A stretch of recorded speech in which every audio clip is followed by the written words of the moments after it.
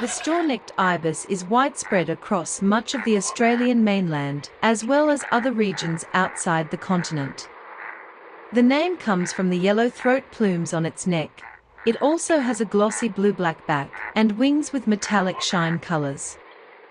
The straw-necked ibis has earned its nickname of farmer's friend by feeding on grasshoppers and locusts.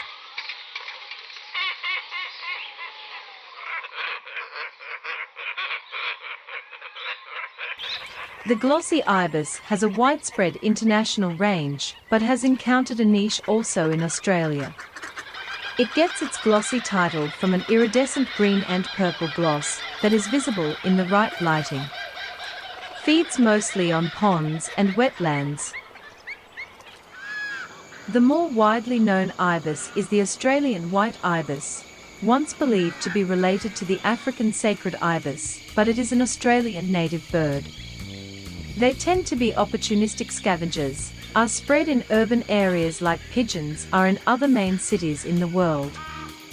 Here's some shots in parks and wetlands with its natural behavior.